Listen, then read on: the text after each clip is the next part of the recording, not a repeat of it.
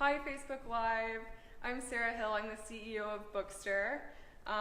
This is a new series that we're doing where we interview some of our favorite authors. One of our favorite authors right now is Bobbi Rebell. Hello. She's here. Hey, Facebook Live. She is the author of How to Be a Financial Grown-Up. We have the link in the comments. Here it is. As you can see, it's featuring candid stories from 30 financial role models, including Tony Robbins, Ivanka Trump, Kevin O'Leary, Drew Barrymore, Jim Cramer, and Cynthia Rowley. It's an impressive book. I've personally been reading it and I love it. Bobbi, can you tell us a little bit about the process? How did you get these amazing candid stories? So this was actually a really fun process, and a lot of people had their doubts when I came up with this ambitious idea that I was going to get incredible and inspiring people to share their very personal money stories. And the stories do get quite personal, as you know. I don't want to spill all the dirt, but there's definitely some dirt. Some people have said this is an R-rated personal finance book because some of the stories get a little bit racy. There's even a sex scandal. There's one of the role models is living out of his car and drinking heavily. So we have homelessness. We also have one role model did not have enough food. So a lot of drama. But it was a lot of fun because the people that participated really got into it and really brought their A game and shared these extremely candid stories. So it was fantastic. Yeah, it's great. It's really, I've loved reading it so far. Can you tell us a little bit about how long it took you to write the book? So I like to joke that the book took about 6 to 9 months to actually write, but it was really 20 years in the process, because what it really takes is 20 years of building relationships and trust with people so that they trusted me that this would be a positive book, that even though the stories were definitely personal, they were personal for a purpose, and they were personal to let people, especially young people, know that it's okay to have these crazy, ridiculous money experiences, learn from them, move on, and become incredible successes. The successes from these role models are outstanding. And when you look at Jim Cramer, what he's achieved, what Cynthia Rowley has achieved, Tony Robbins, hello. Yeah. And they all had really low moments where they had to get it together. And hearing those was so inspiring. I mean, I could not, I did some of these interviews in person, some were by phone and some were by email. Some of the emails came in, I could not believe that they shared these phenomenal stories that were so candid, but they really wanted to share, and they'll share a unique desire to help people get on top of their money, get over their fears, and really start making positive changes. Wow, yeah, it's really neat. It really humanizes them, and at least from my perspective, when I was reading it, I found it really relatable. Moving here from Texas, coming to New York, I was in a ton of debt and had to have a few of those moments, so really could really relate to them. So well. Wait, let's just stop here. Let's put Sarah on the spot. Miss Sarah, CEO of Bookstr, what was your financial grown-up moment? Well, there you go. There we go. My financial grown-up moment, I think I've had a few. Particularly was when I was named CEO of Bookstr. That was a big one for me. It took a while to process that was going to happen, and once I knew that, I then had to be like, okay, I'm now in charge of a company, I'm in charge of people's lives, I'm in charge of their livelihood, I'm in charge of our awesome fans, who we have over 3 million of them through our social channels, and that's just a lot of pressure, but it was really, it's really fun, and I think through great mentors and great stories from people who have done things like this before me, I've kind of been able to really get a grip of it, but it is something where I have to stop and think, okay, this is real, this is the advice that we have from other people, and taking it from there. But also, I have an incredible staff, so that helps, right? It's really important, your support team and the people around you. So what's been interesting also about talking about this book is hearing so many real-life financial grown-up moments. Yes. So I think we want to hear your grown-up moments, right? Yeah, absolutely. If you guys have grown-up moments, or moments where the light bulb's gone off, where you've been like, oh, I'm going to start paying off my highest interest rate credit card, or I'm going to start, I'm going to get my 401k, or anything like that, please let us know. We'd love to hear it. Also, if you have any questions for Bobbi, please write in the comments. We're looking at the comments section and are answering questions that come up. I obviously have some questions of my own for Bobbi. I run into her every once in a while. She's an amazing author and human, and good human too, just so you guys know. Sarah is a good human. Sometimes. Out and about town in New York City. On the scene. And I've been getting, what's been incredible is now that I've been talking about the book, people have been writing into me, and they can continue to write into me. It's stories@financialgrownup, or just go to my website, BobbiRebell.com, and tell me your stories. Tell us first here at Facebook, but then if you don't get in here, we don't read it aloud, feel free to go on and share them with me, and it might be featured in an upcoming blog or a newsletter, because the real world stories are really what this is about. It's about building a community and helping each other get over our fears of money, or just lack of doing anything. I mean, for me, as a young person, I wanted to just ignore it, basically, and not grow up. And I talk in the book about my fears of growing up and not wanting to take promotions at work, because that would mean I was a grown-up. And it's really scary. You know, we want to kind of stay the kids forever, but if you do that, there can be serious consequences. Absolutely. I think, especially being a millennial myself, I hear everywhere I go, people are saying millennials aren't doing this, they're not doing this, they're not taking responsibility, they won't have a retirement. Which is not true, by the way, because I get a lot of stats. I mean, my day job is as a reporter at Reuters, and actually millennials are pretty responsible financially, and if anything, too conservative. Millennials, this is all statistics, not just one person, so I'm sorry if it doesn't apply to you. But statistically, we're going to lump you all into one giant 20-year age thing. Right, but, we love that, too. Yeah, let's just make one big stereotype and tell you who you are. But, you know, there's a resistance to investing, because you've seen how messed up Gen Xers have been. So there's a hesitation to take those risks, but hopefully that'll alleviate at the right amount. Not too much risk, but just enough that you guys will be set way down the road when it's time for retirement. But millennials are actually pretty financially responsible. A lot of what's happened is external things, like the recession and things that have happened to millennials, like the massive student debt and things like that, that are, quote, not your fault, but you still have to deal with. It kind of stinks if it's not your fault. You should get a pass, but you don't. You still have to deal with it. Yeah, Social Security running out. We don't know. You don't know what'll happen, though. We don't know that it'll run out. Yeah, that's true. We don't know. But we got to kind of position just in case. Yeah, absolutely. So. Okay, let me see. So I have some questions for you.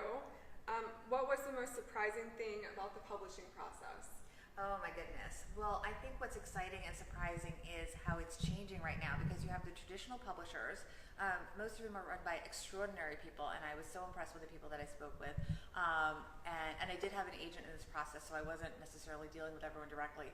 And then you have the self-publishing, and then you have sort of the middle, which is what I went with, which was a small publishing house, but it was still traditional model where you are through distribution centers and you are to bookstores and all that, and you have an editor. So the happy medium worked for me. But what's great now is for authors, there is that spectrum where you can go the traditional route and get all the benefits. And there are a lot of benefits that people don't talk about with having somebody publish your book for you, deal with all those retail things that need to be done, going to Book Expo, all those different things. There's a lot of value to that. But at the same time, it's not always the right thing for certain people, or maybe for a second book, maybe it's for the first book you do self-publishing. It's great to have that option. Just go in with your eyes open. And then also in the middle, we have publishers that are sort of, they'll help you self-publish. In other words, not just uploading to Amazon. They'll help you. You need to go in with your eyes wide open and know that you're paying. But if that works for you, and you want to outsource those services, that's a great option to have. So I was really pleased with the publishing industry, that there's so many wonderful options right now. And I think it's a great time to be an author, because you can get your work out there no matter what. You just have to choose where on the spectrum you want to be. Yeah, that's great. What about the publishing process did you like? You said that you thought that they were a big asset for you. So what did they do? I mean, look, I had a great editor, and I think that a great editor can make your book much better. So if you are self-publishing, that is something that I personally would recommend. I know people have just written what they want to write and they just upload it, but everyone needs an editor. I'm a professional journalist, and every day my work is edited. I think there's a lot of value in that. The truth is, I love the cover of my book. I never could have come up with that alone. Come on. I mean, I had like a little tacky martini glass with money falling out of it, and this kind of, I don't know what, but it definitely did not work. So I think there's a lot of value in the professional services and opinions, and just high quality people out there that can really make your book look better. And I found a lot of value in that, even though the economics are different, because they have to be paid, and I think that has to be recognized. Yeah, I would agree. For me, I felt that there was value there, and that's the way I went. That's great. So we have a question here from someone in our Facebook Live. The question is, what made you write this book? Oh, I just had to write it, I have to tell you. I always wanted to write a book, and it just came to me. I do a lot of walking around the reservoir in Central Park, and I was really at a loss for how to write a book that would reach young people, because so many people come to me with questions, because I write a column for Reuters on personal finance, generally focused on millennial trends, and I would get these questions, and I would say, how do they not know what this is? It's on the internet, but yet they don't always know what they don't know. They don't always know how to look for it on the internet, and there's a lot of misinformation out there, and people with agendas that put information on the internet that are trying to sell you something. So I had the idea to write something that would be generally younger focused. This book really could be for anyone that hasn't gotten their act together financially or wants a basic book, but it was originally conceived for millennials under 35 years old, because hopefully we all become financial grown-ups by age 35. If not, get started now. And then I thought, what can I bring to the table that's different? How can I come up with a book that's going to be incredibly readable, easy to read? I come from a television background, and I was criticized and doubted when I had this idea for the book, because I'm just a TV reporter. How can I write a book? Should I get a ghostwriter? And I said, I'm going to turn that into an advantage. I'm going to write it almost in sound bites, as a TV reporter would, almost as a beach read. And that's something that actually people have said to me, this feels like a financial beach read, because it is light, but it's actually not light. It just feels light. It feels like you're reading People magazine or Us magazine, but yet when you step away, you're going to realize you've got a lot of very concrete information without realizing it in a very easy and accessible way. And one of my favorite things about this book is that in addition to covering things like investing, paying down your credit cards, where I give very specific ways, these are the methods that you can use to pay down your credit cards. Student debt, specific ways to deal with student debt, including resources to get outside help, like an employer or government programs to knock it down without even having to yourself fund paying it back. I also cover topics that are real life, like dealing with financial frenemies, when your friends run up your bill. I mean, you can be nickel and diming, taking the bus, subway, everywhere, getting carpools, watching every penny. You go to dinner with a friend that orders up a storm and sticks you with a bill, all that for nothing, right? Yeah. Oh, yeah. I've definitely been there. Come on. Really so, been there. I mean, dating is expensive. Yeah. So I actually have financial dating tips for how to lower your bill, what it costs when you're dating, how to really make the most out of the amount of money that you are spending. I go into food, I go into meditation, I go into all these things, makeup, clothing, where we spend a lot of money. Yep. I mean, I had the pleasure, I met David Bach, who's an amazing writer. He wrote Smart Women Finish Rich, he wrote The Automatic Millionaire. And I had written about him in the book because he talks about the latte factor, which has become very famous because we all spend, I'm guilty of this, we spend too much money on lattes. And he talks about these little expenses that slip away and our money is just trickling away from us so quickly. It's important to pay attention to that and watch those little expenses, but also watch the big expenses. Think before you buy a car, do you really need the new car? Maybe you can do okay with a used car. Maybe you shouldn't lease a car. Maybe you should lease a car if it's for a finite period of time for a reason. Maybe you don't need a car. Maybe you just do Zipcar. So these things, the big expenses also matter. So I was very proud about the fact that I incorporated all of these different things in the book beyond the essentials. And the essentials are essential: investing, paying off debt, saving, and learning proper spending habits. But I also went into these side topics that have you seen pet insurance covered in a personal finance book before? No, I haven't. And that's a big one for me. No, it's really big. Yeah. I love waffles. Hello, if you're watching. I love my Morkie waffles. She's half Yorkie, half Maltese. She's the cutest. And if something happened to her, I would spend my last penny for waffles. But I probably shouldn't because I have other family obligations. Right. I mean, so you got to get pet insurance. Know what it covers. They're not all comprehensive, so read your policy. But it's important to at least make a proactive decision about protecting your pets. You don't want to have to go into debt yourself to save your pet. You want to be able to do that. So I talk about things like pet insurance. It's great in this book. So it was important to cover topics that are relevant now that maybe weren't covered in the classics. Yeah, I think that's like you're hitting every little division of somebody's life, saying here's something that you can do that will save you money now, but here's also something that you can do that's precautionary. Right. We also have a question here that is, how do you discipline yourself as a writer? And we'll go with that one, and then it's a two-part question, so we'll get the second part in a minute. What do you think they mean by discipline? You mean as a writer? So it would be just like, the writing process? Yeah, yeah, how much time did you spend writing a day? Was it daily? Was it on the weekends? Was it at 4 a.m.? I love that you asked that question, first of all. So thank you so much for that question. Because it's very important to me. So I am a working mom. I have a 9-year-old child. And what I did, and I have a full-time job, and it's a more than full-time job because I have television at my job. I have a personal finance column, which I don't write as often as I would like.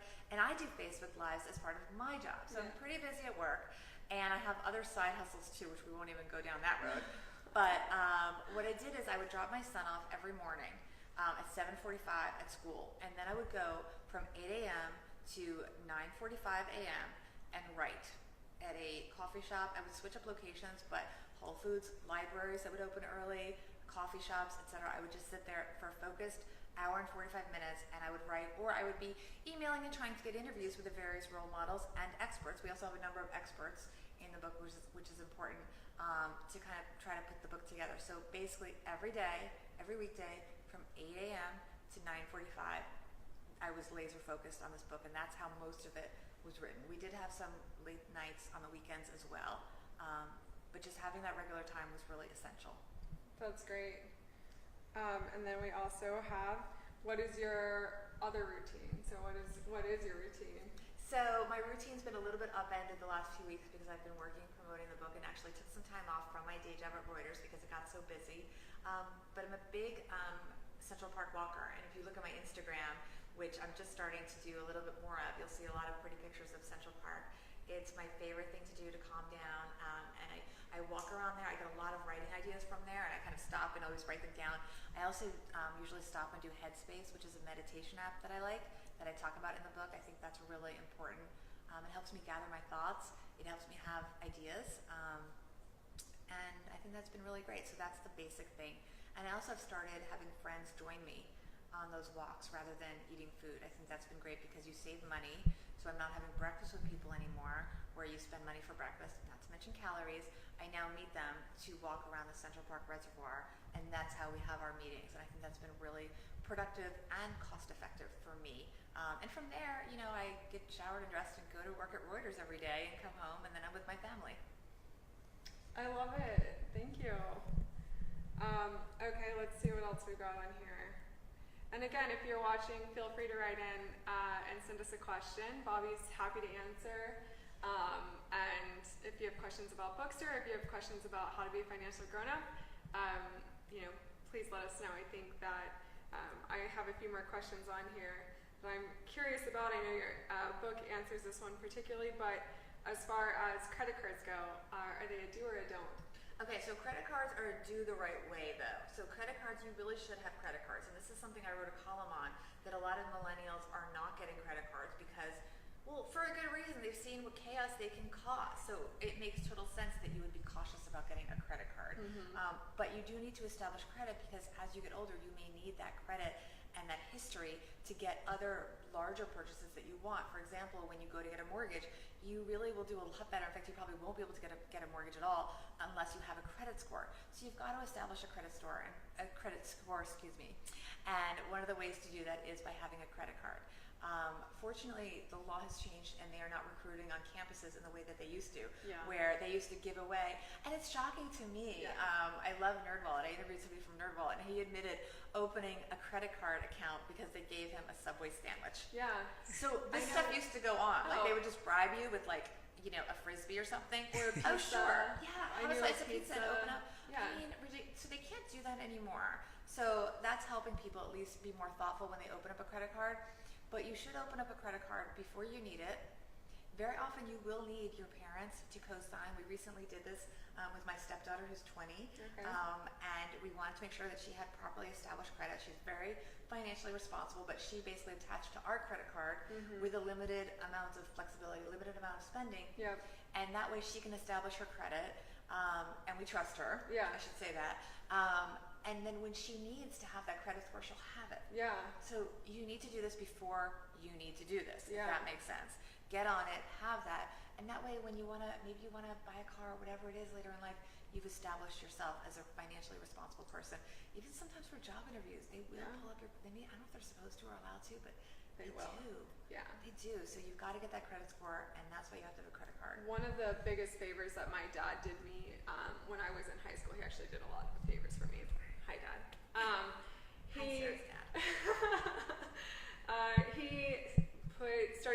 initials in my name.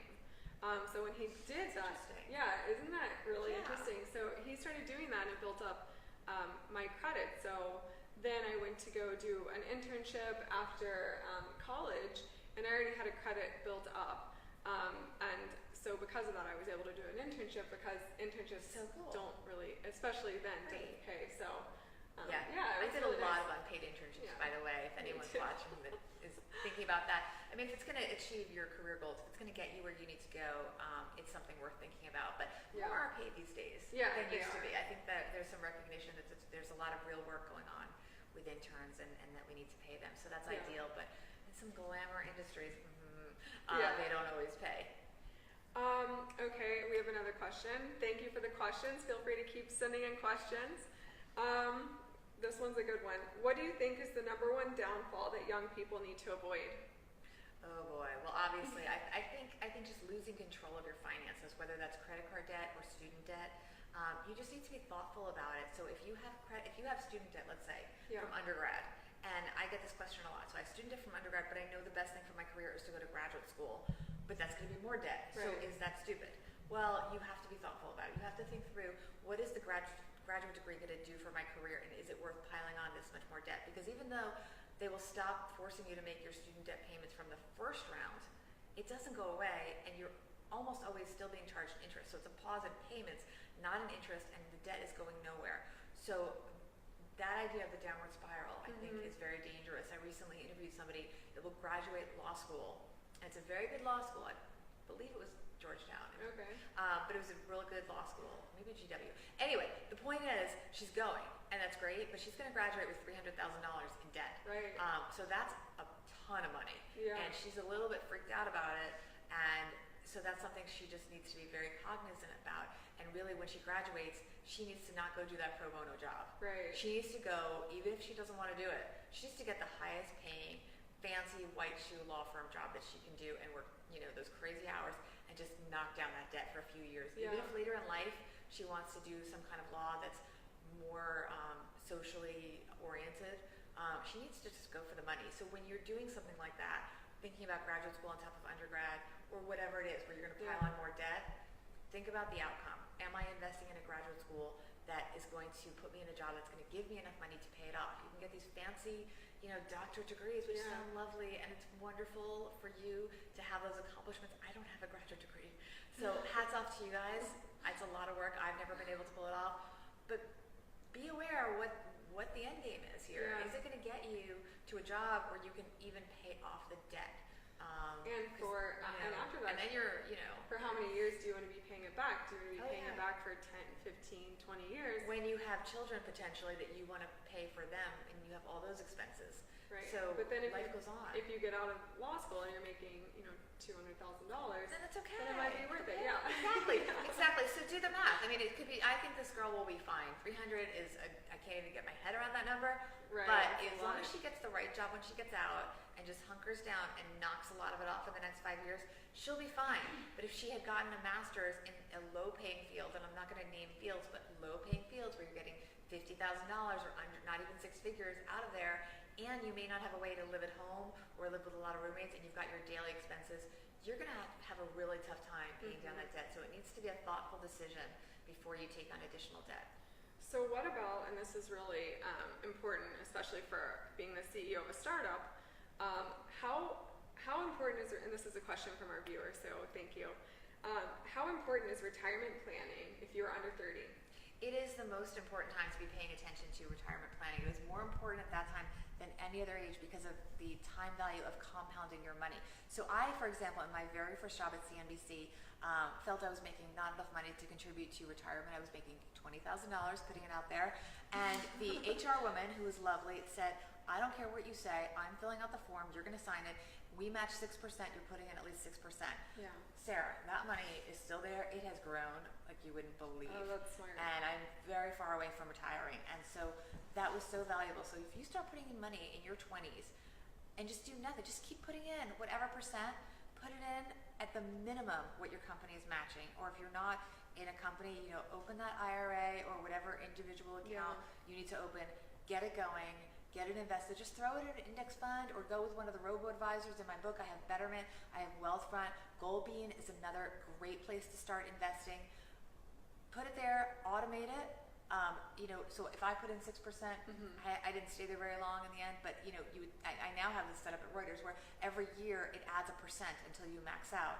So if you start at 6%, every 401k plan I've ever heard of has a box that you can check where they will add 1% every year. So if this year you put in 6% because that's the match, check that box. Next year they'll put in 7%. You will never notice. And you're gonna look at your account. I mean, now I look at my accounts and I'm so happy and I feel such security.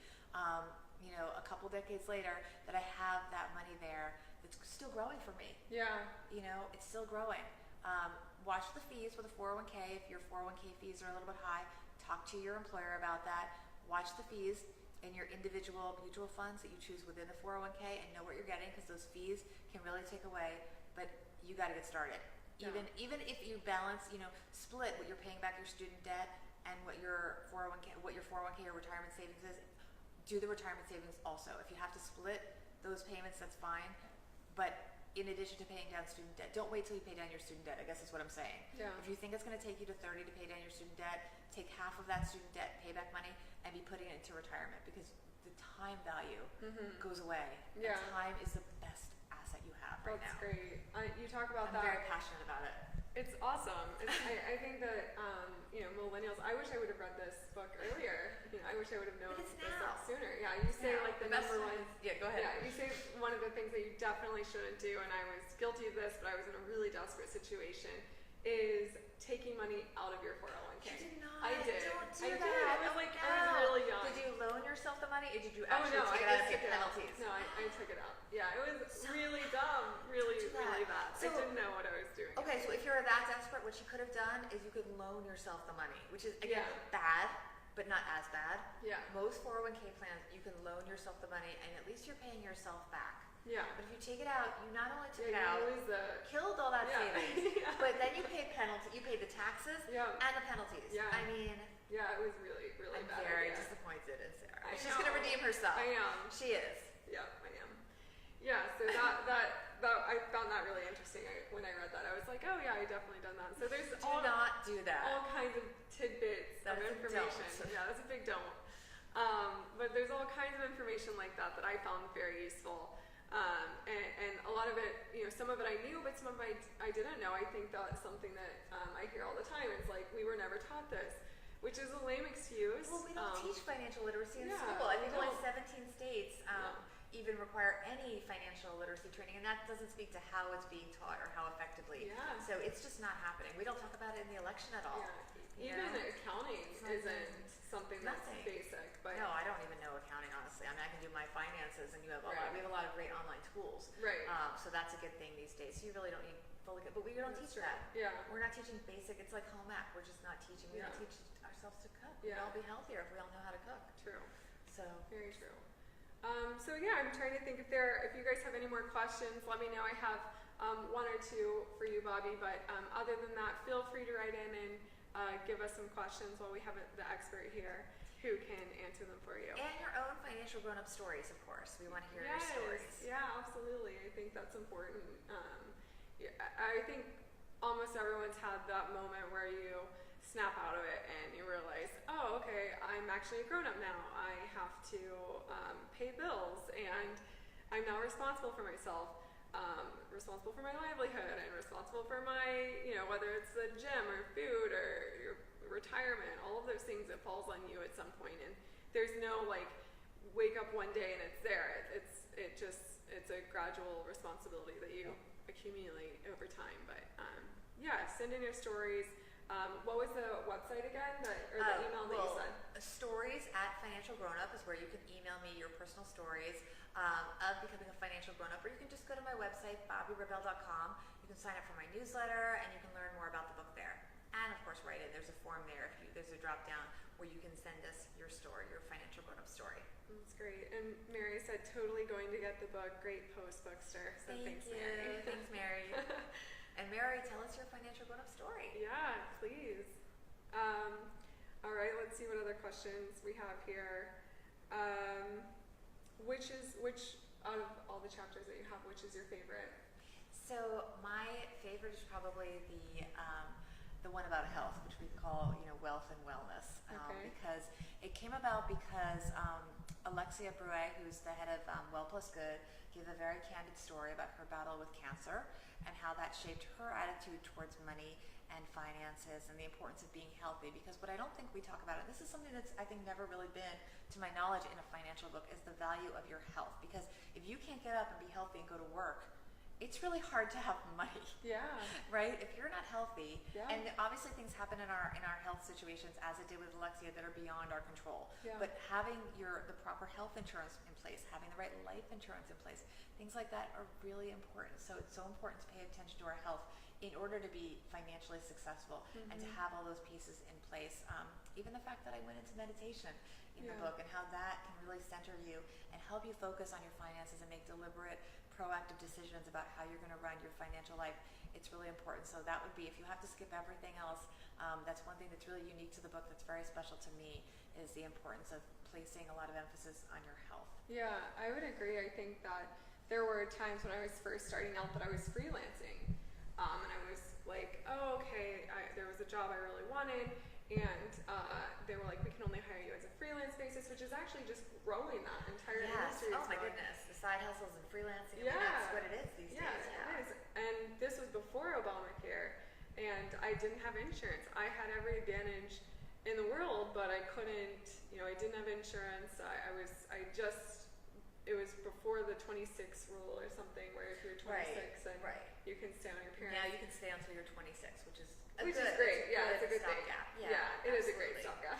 It is. I think that's been really, people have different opinions about the changes in the healthcare laws that have happened, but I think the fact that you have the choice where a child can stay, really if you're an adult at 26, but you can stay on your parents' health insurance until 26 has been enormously helpful to so many people and so meaningful, and I think has really helped us as a country. And the fact that Obamacare exists, many people disagree with how it exists and the forms it takes, but the idea that we all should have health insurance is very valuable, and I think that hopefully things will evolve to a way that can be more affordable to more people and cover more things. But the fact is, we have to be paying attention to our health.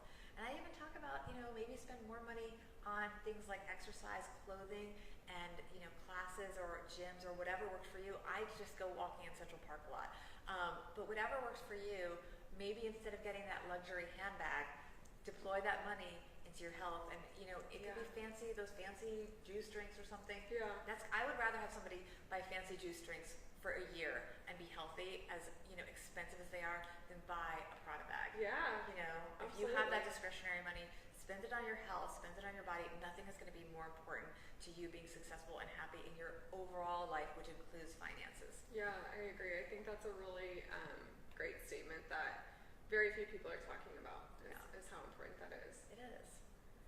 Well, wonderful. Well, Bobbi, is there anything else that you have for our audience? No, I just want to thank everyone for joining us. This has been an amazing discussion. Thank you all for your positive comments, for writing me with your questions. I love the feedback that I've been getting. I hope you pick up the book and enjoy the book, and then write to me. Tell me your financial grown-up moments. Just tell me your comments. You can do it obviously through Bookstr, and I'll get them. So check it out there. I think you can buy the book through Bookstr. Yeah, you can. And 50% of our book sales go to a nonprofit agency. So if you buy with us, just know that you're helping a good cause as well. Besides yourself, obviously. Yes, but absolutely. Help yourself and write reviews. Write reviews and any feedback. And also, if you have people you want to see in the next financial grown-up book, let me know that. I want to hear that. Really I've got a lot of different ideas for what's going to come next, so vote for what you think should be next. We've talked about a kid's book. We've talked about a women-focused book. We've talked about, how to be a financial warrior, somebody suggested to me, dealing with different kinds of financial conflict and how to really fight for yourself. So we have a lot of ideas bouncing around, and I want to hear from you guys what you want to see, what you want to read. That's great. I mean, this is kind of an obvious one, but I would say the book is $20, $16? The book, it depends where you buy it. So I'm not sure the price on Bookstr. So I don't want to say, but it's pretty affordable. Right, and it will end up saving you a lot of money in the long run. So I would say that's a pretty obvious one. Yeah, definitely affordable. Yeah, affordable and smart. Yes. And also by Bobbi. Oh, and if you do it in the next couple of weeks, we're going to wind down a promotion that we've been doing, but we're going to do it for another couple of weeks. You can send us the receipt to donorschoose@financialgrownup.com, and we will give you a gift code to help fund a financial literacy project at Donors Choose. So the information is at my website at bobbirebell.com, but basically just, forward whatever receipt you have or take a photo of it if you were to buy the book in a store. Send it to us, donorschoose@financialgrownup.com, and we will send you a gift code and all the instructions that you need to help support a financial literacy project through donorschoose.org. That's amazing. Yeah. That's really neat that you guys did that. Yes, it's a lot of fun, and it's going to be great for the teachers. We've been raising a good amount of money, and I'm really excited about it. Great. If you guys have any questions, again, feel free to send us a message. We will be responding to those, and then also go ahead and contact Bobbi as well. Thank you so much for your time. We hope that you guys have a wonderful Saturday and a very happy Halloween weekend. Thank you guys.